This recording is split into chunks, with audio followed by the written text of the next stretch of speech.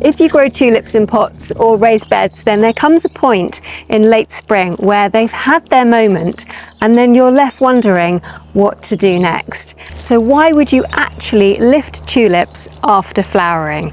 So for me, it comes down to two things. Firstly, it's space. Pots and raised beds are valuable, especially as we move into summer when I want to be planting dahlias and seasonal bedding. And secondly, it's about giving certain bulbs the best chance of performing again next year, particularly if I've got varieties that are worth keeping.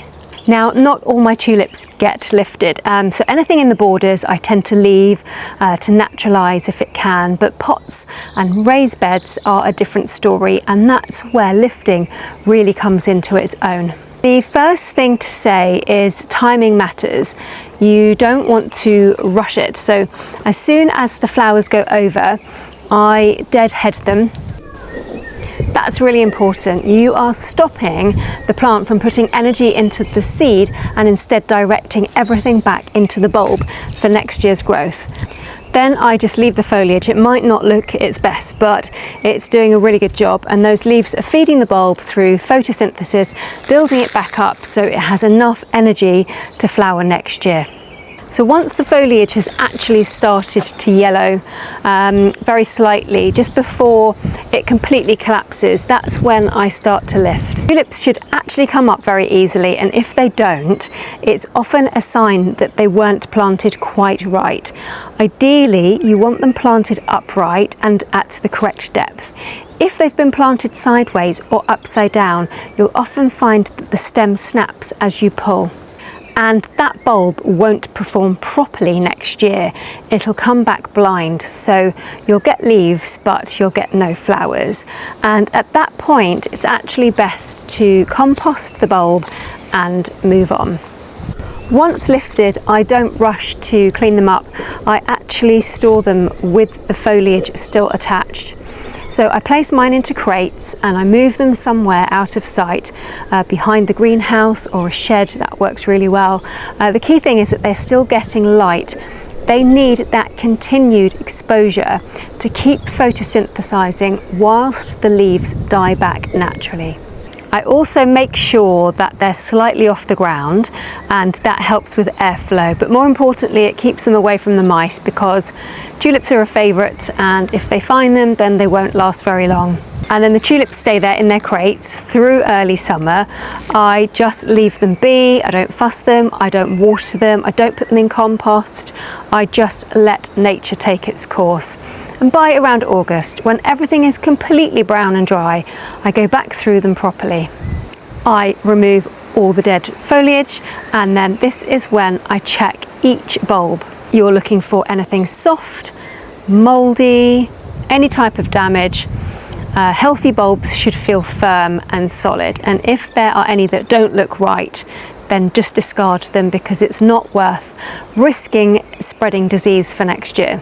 And then once I've gone through all the bulbs at this stage, I then move them into a more compact storage setup. So usually something like net bags or even a cardboard box, as long as there's good ventilation, because airflow is really important. You don't want them sweating or rotting.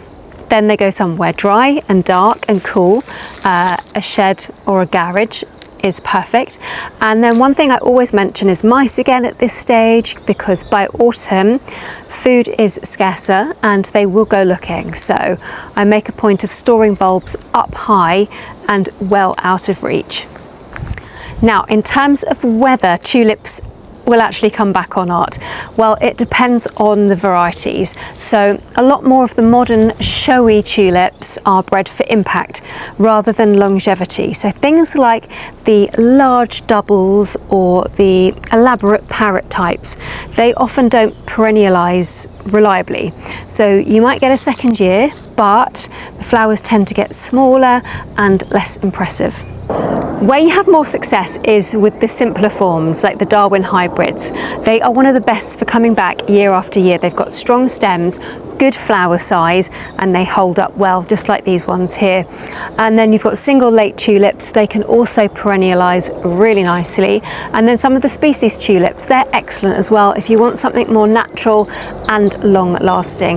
That said, I do treat some of my tulips as annuals, particularly those I grow for cutting. So when I'm harvesting, I cut very low to the ground, and often I lift the entire bulb as I go, and that means there's very little foliage left to feed the bulb afterwards, so it's unlikely to perform well the following year.